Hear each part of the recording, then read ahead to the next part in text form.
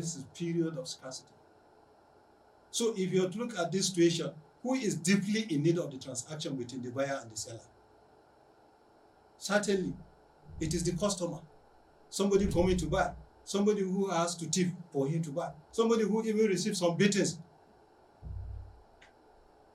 But under another different scenario, this time around is no longer period of scarcity, but period of availability. The commodity is available. So I'm coming to buy.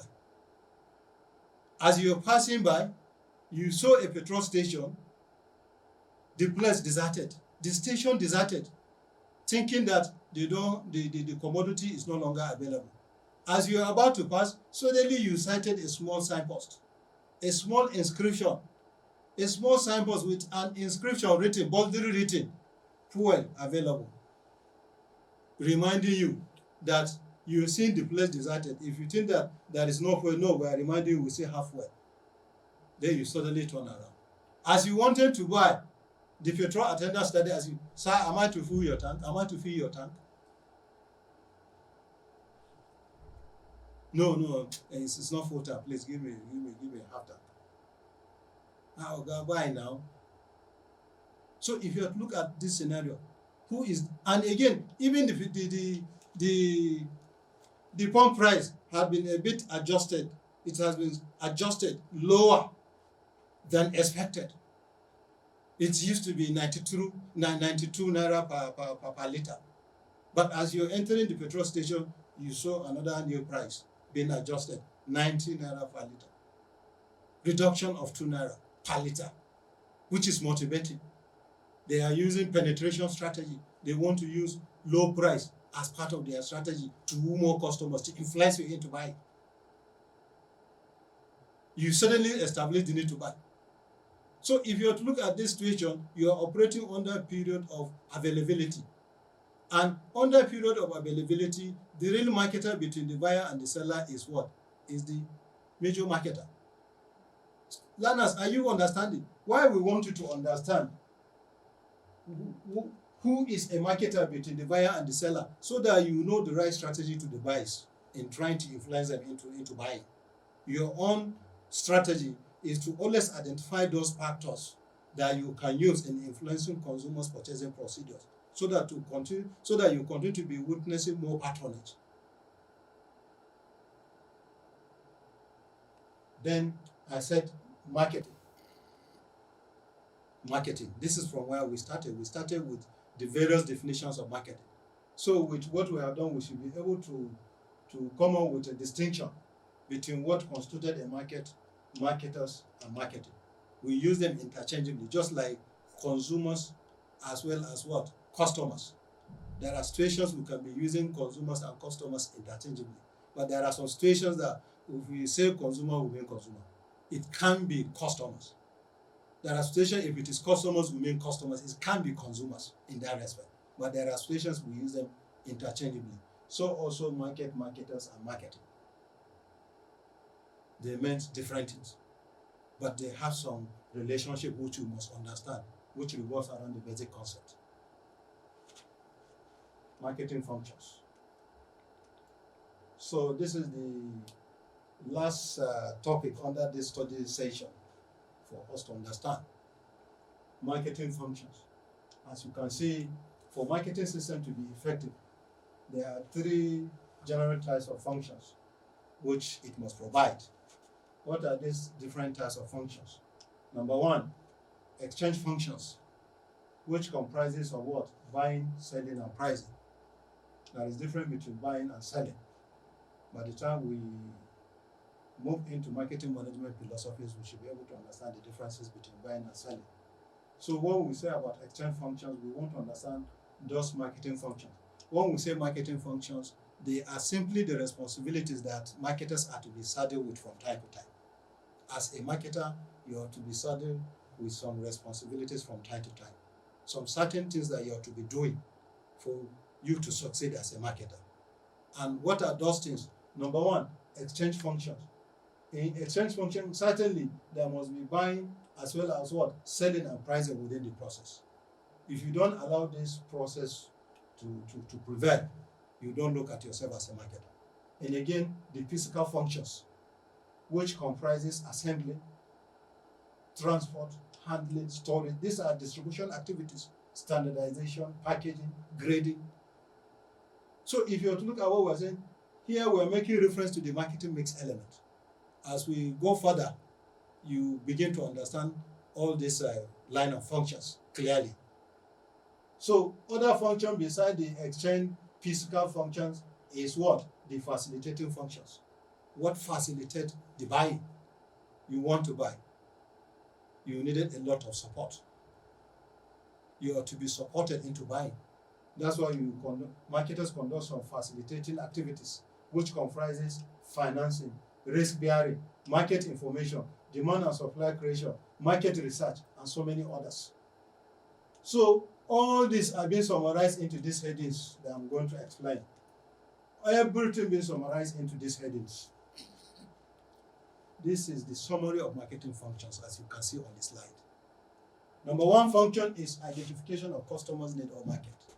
Remember what I told you at the beginning of this lecture on marketing functions. I said marketing functions are those responsibilities that marketers are to be saddled with from time to time. What are those responsibilities that marketers are to be saddled with from time to time? These are the chains of activities involved. Number one, as you can see, identification of customers' need or market. If you call yourself a marketer, you must be seen to be identifying the need and want of your customers from time to time. Why is it necessary that you should be determining the need and want of your customers from time to time? Why? Because consumers are dynamic. Consumers change tremendously as to so many factors. So due to this changing nature of consumers, there is the need for you, the marketer, to keep on studying them. The more you study them, the more you predict them accordingly. And if you can predict them accordingly, you deliver the satisfaction more effectively and efficiently. And if you can deliver the satisfaction more effectively and efficiently, it's likely going to help you to gain competitive advantage. You strengthen your competitive position in the marketplace. This is the more reason why we said identify your customers' need or market. If you do that, and this can only be done through what? Through continuous marketing research activity. Because when we say identification, you need to be researching the environment. Why is research necessary? Why? Because the marketing environment is diverse and dynamic. It's changing daily. Due to this changing nature, some of these changes may bring about opportunities, while others may bring about threat. This is the more reason why we said continue to be studying those your consumers, those your customers within the environment. Why? Because they are likely going to change with respect to their needs. And the more they are changing, the more you're likely going to identify the change. The more you're likely going to devise the right strategy so that you can serve them in accordance with their changing nature, in line with their changing nature. Learners, are you understanding? So you should assume that this is your function. You must be seen to be identifying the needs and want of your customers from time to time. Why? Because it is part of the strategy as marketers. And again, another line of function is designing the product or services to satisfy the need. You don't just identify an existing need and leave it. You need to satisfy it. And to satisfy it, there is the need to design the right product or the right services. How? You conduct your marketing practice in line with the premise of marketing. What is the premise of marketing? Marketing is being based on the premise of find, want, and fill them. Make what you sell instead of trying to sell what you can make. Love the customer and not the product. This is the premise of marketing. Find, want, and fill them. That is, identify the need and want of your customers. Design the right product and service to satisfy it. So if you have to look at these two functions, the first and the second, they are simply making reference to what? The premise under the marketing concept, which says it's being based on the premise of find, want, and fill them. Make what you sell instead of trying to sell what you can make. Love the customer and not the product. This is the premise. Find, want, and fill them simply means determine the need and want of your customers through marketing research activity. Marketing research is a systematic collection of information about the end marketing environment. You continue to be gathering information in a systematic manner. based on the changing dynamics, so that you alter your marketing program with a view to provide the needed satisfaction more effectively. Because effectiveness and efficiency should be the key to the strategy. You must be effective in your offerings. You must be efficient. It is only when you're effective and efficient that you can excel, that you can compete favorably. That's why we have been advised, okay, do it in line with the premise of the concept. Find want and fill them. Determine the need and want through research and satisfy it. This is the more reason why you must conduct this second function. Design the product or service. What is the product that will satisfy the need? It must be product of good quality at a very reduced cost. So if you have to look at this stage, you must embrace the product concept, where you assume that consumers are buying product of good quality at a very, very reduced cost. So you produce product of good quality and make it available at a reduced cost. How do you achieve some level of quality in your product? Through constant product improvement, modifications, changing product features by adding up value to an existing value, so that you come up with something new and unique through innovation as well as use of modern technologies. Student, are you understanding? So another marketing function is communicating information about the product or services. It is equally another line of responsibility. If you call yourself a marketer, you must be seen to be discharging these functions, that of communicating information about the product or services. When we say communicating information about the product or services, we simply mean that as a marketer, you communicate in the manner that you are helping customers to buy. You communicate, not just communicate, but the communication must be done in such a way that you are helping your customers to buy. How? By communicating the benefit, educating the buyers on the benefit they tend to derive from using the product or services. And not only the benefit, even the dangers associated with the product or the services. Let me give you an example. You look at the automobile industry, no, the electronic industry. Most of the electronic product in the market, you see the product being accompanied with manuals. Why are the manufacturers making the manuals available? They make the manuals available because they want to help you into buying. Why? Because remember what we said, communicating information about the product or services. No matter the nature of the communication, you must be seen to be doing it in the manner that you are helping your customers to buy. How? That's why I'm making reference to this use of manuals within the electronic industry. You see a computer being accompanied with a manual. You see a television being accompanied with a manual, as well as other items. Why are the manufacturers making such manuals available? They do make the manuals available because they want to help you into buying. That's why they provide some certain information. Why? Because these are complex materials, these are complex items. Computer is a complex equipment. You may read without understanding. And when you read, you still stand the advantage, even without understanding the message, you stand the advantage of taking the manual to another better expert for better interpretation of the message for you to understand. But if you're producing a complex item and you don't pass the needed information, the end user may end up not tapping maximum benefit.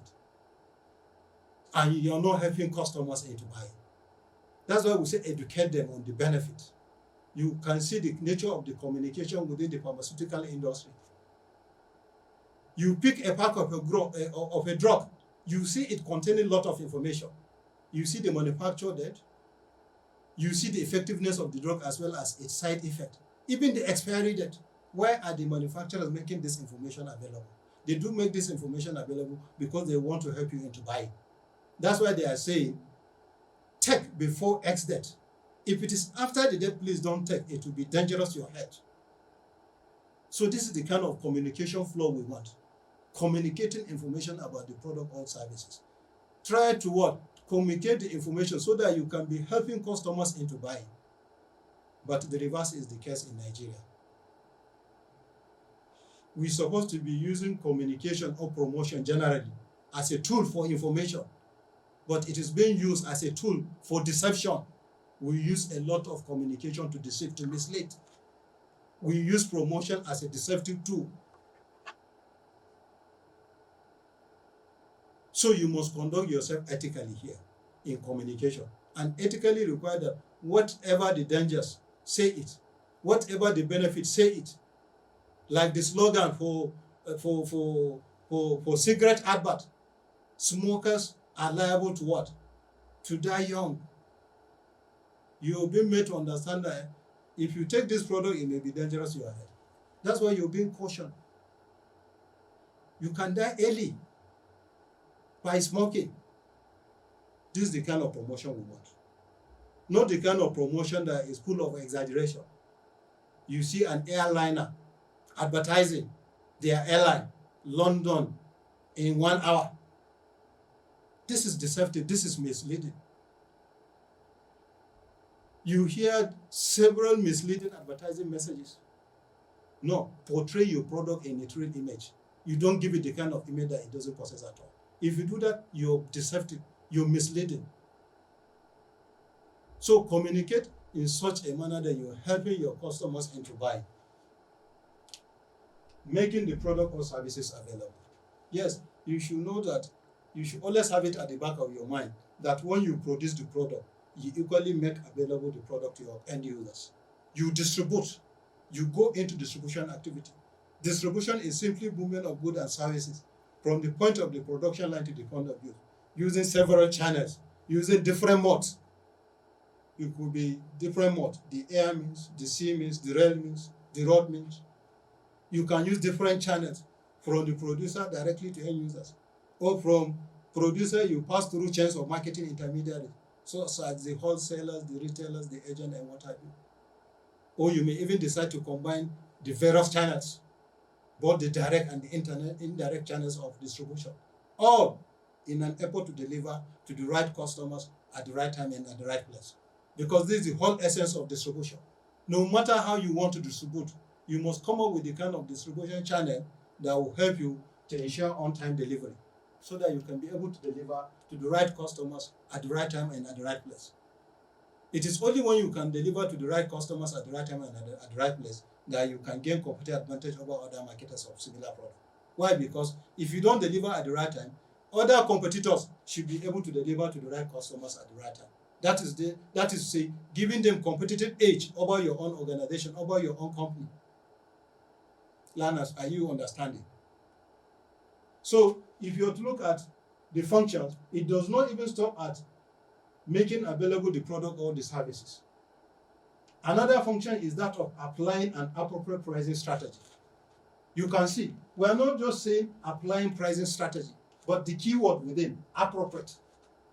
Because if you don't apply an appropriate pricing dimension to your product, you're bound to fail. Why? Because pricing of new product tend to present peculiar problems to marketers. If you price high, you may be rejected. And if you price low, you may not achieve your pricing objectives. You may incur some losses. What do? That's why the statute says apply an appropriate. What does it entail to say this is an appropriate pricing strategy? Number one, you price to reflect cost. You price to reflect competition. And you price to reflect the nature of customers. What I mean by pricing to reflect cost, in your pricing dimension, no matter how you intend to price your new product, price the product in a manner that it will afford you with the opportunity to recover production cost. You must recover production cost. You must recoup. This is what I mean by pricing to reflect cost.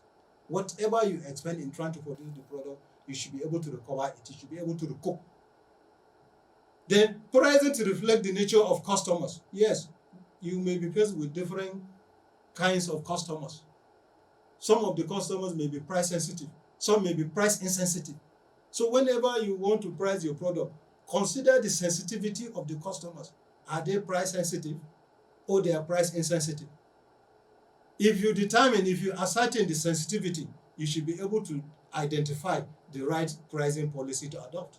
We have two pricing policies of pricing new product. What are these pricing policies? The skimming pricing policy as well as the penetration pricing policy. The skimming pricing policy consists of launching of a product at a price higher than the pricing dimension of competitors' product. You price your product at a price higher than that of competitors' product. So if you do that, you're launching at a skimming level. For example, you're buying a loaf of bread of a given size within a given marketing environment like this in Gwagwalada. Most of the loaf of bread that compete favorably of similar sizes are being sold at the rate of 500. And you want to price your own new bread.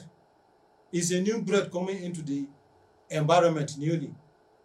And you want to attach value to it because the strategy says apply.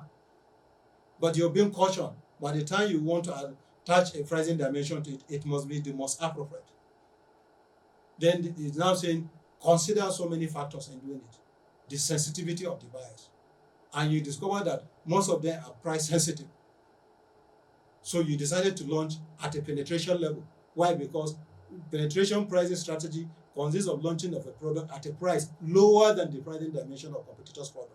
So the loaf of bread is being sold at the rate of 500. You're pricing your own 400 or 450. You're launching at a penetration level. But when you're launching your own at the rate of 550 or 600, you're launching at a skimming level. This is the model where I said the skimming pricing policy consists of launching of a product at a price higher than the pricing dimension of competitors' product. But there are some policies, there are some conditions that may warrant launching either at a skimming level or at a penetration level. And one of the conditions is what I've just explained, the sensitivity of the buyer. Is he price sensitive? Is he price insensitive? The income level determines your sensitivity. You're of high class with high income, you tend to be price insensitive. No, you're of low income from a lower class within the society. So because of your low income, you tend to be price sensitive. Anytime you want to buy, you buy through heated bargains with a lot of negotiations. Learners, are you understanding? So anytime you want to apply pricing dimension, it must be the appropriate. Price to reflect cost. Price to reflect the nature of customers. Then finally, price to reflect competition. How? You're competing with others. And as part of the strategy to reflect competition, you make comparable entry. You make comparable entry. You make comparable entry. Remember the strategy in competition that says if you cannot beat them, join them.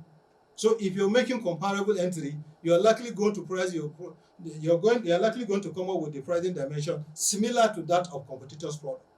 The loaf of bread is being sold at the rate of 500 naira of a given size. You are equally pricing your own 500 naira. You are in other making what we call comparable entry. And making comparable entry will help you prevent competition. So another marketing function is market information. Market information, yes. As a marketer, you needed a lot of marketing information about virtually everything. Why? Because you needed marketing information for future strategic marketing decisions. The future is uncertain. There may be opportunities associated with the future. There may be threats associated with the future. So efforts must be made by marketers to be getting more marketing information. But as you're making effort to gather a lot of marketing information, you're being cautioned to be very, very careful. Why? Because there are too many marketing information of the wrong kind. And marketing information are so dispersed that an effort has to be made by marketers. Effort has to be made by marketers to be locating single fact. Why? Because you may be misled. You may end up using unauthentic data. What you needed is an authentic data. The right information. You are to be using information of the right kind rather than using information of the wrong kind. The more you use information of the wrong kind, the more you're likely going to fail as a marketer. This is the more reason why we said you must be making a greater deal of effort to gather a lot of marketing information. And when making effort to gather this marketing information, you should be doing it either systematically or casually. Systematically, through the use of some analytical techniques. Casually, through the use of some marketing intelligence system. How?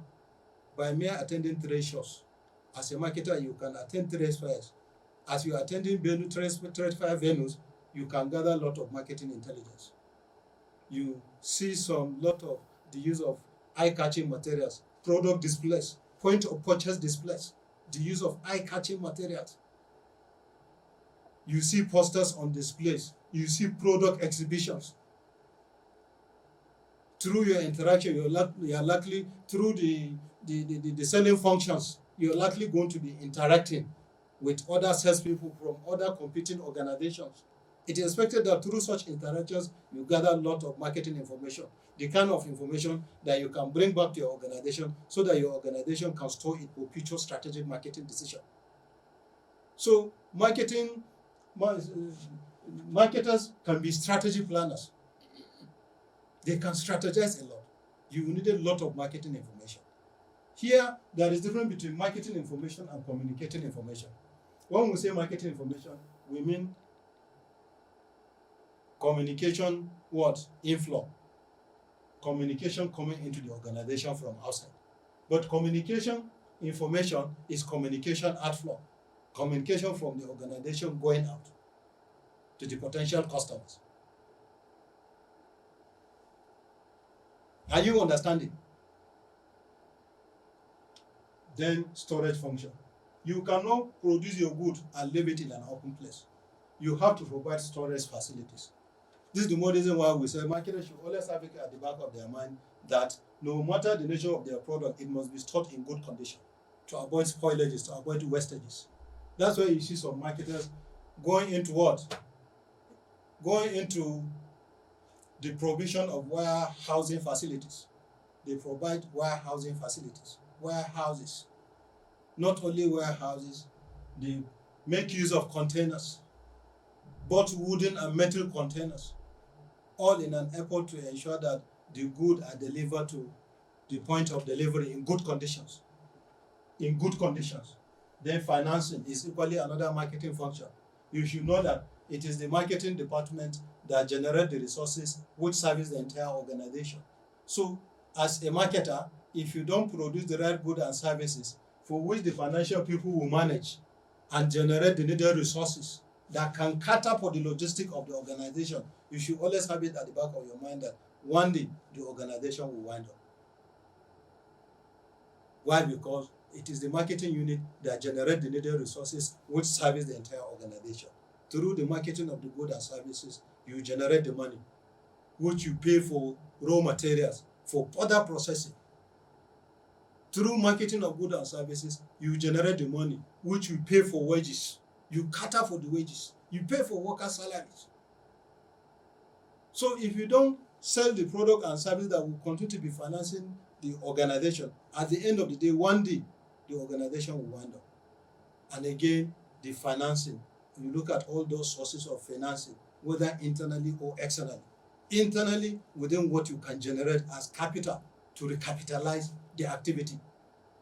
Externally, maybe through external borrowing from banks with the kind of interest that you can be able to sustain the business, that you can break even. Learners, are you understanding?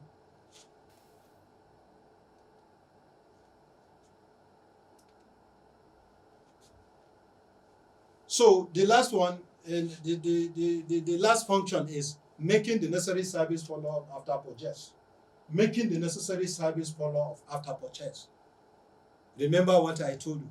As a marketer, by the time you assume that you have pushed the product into the marketing environment, you assume that you have finished marketing. That is not marketing. It is expected that when you push the product into the marketing environment, you will be expected to be making the necessary service follow-up. Why? Because you are an expert in what? In handling of dissatisfaction. You can hear what I said. You are an expert in what? Handling of dissatisfaction. So you must look for dissatisfied customers for you to understand why they are dissatisfied so that you can make the necessary amendment. So your function there is to turn negative into positive. That's why you're looking for dissatisfied customers. You don't just produce the product. By the time it is in the marketing environment, then you turn your back at it. You're not a marketer if he does that. A good marketer is the marketer that will follow up the product. Through what? Through some after-sales services. Follow up. Assure the customer that what is buying is product of good quality. And if doubting the quality, giving some assurances through guarantees, warranties, technical support services. Because when you're giving guarantee, it is an assurance that you discover that it's defective, return it. I'm going to refund back your money. I make a refund. This is an assurance, and you feel motivated. No, you are now following up. This time around, it's not even giving guarantees or warranties and others. You're asking the customer, are you satisfied? Yes, I'm satisfied.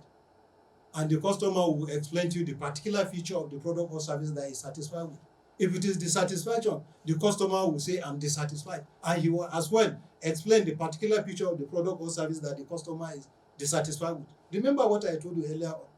If a customer is satisfied, he will good mouth and is likely going to recommend the product to friends and relations. And that is how the product will continue to be witnessing increase in sales. That is more patronage. That is more profit. And more profit will translate to more wages. And more wages will translate to what? Entire societal well-being. When you're collecting fat salaries, more salaries, certainly you're likely going to be helping your friends and relations, and it's likely going to be reflecting on the general well-being of the society. But the customer is dissatisfied and is discouraging friends and relations from buying. I've tested it. The last time I bought it, I didn't enjoy it. Please don't go there and buy. That is bad mouthing. Bad mouthing tends to have serious implications on sales. Serious negative implication on sales. What we prefer is good mouthing, we tend to have positive implications on sales. So as a marketer, you should always have it at the back of your mind that you are responsible for most of the activities necessary to create customers. Whatever you can do to attract most customers revolve around this line of functions. So however you look at this function, however you compare this function together with the previous functions given to you, that is to say the exchange function, the facilitation function, as well as fiscal planning functions, they are the same thing. But this is more easier and clearer for you to understand. Starting from identification of customers' needs and designing the right product and service to satisfy the need, communicating information about the product or services, making the product or service available, applying an appropriate pricing strategy, market information, financing, as well as what? Making the necessary service follow-up to ensure customer satisfaction after purchase. These are the line of functions. You can't be shying away from them anytime you are into marketing activities of any kind. So I want to stop at this juncture. Thank you very much.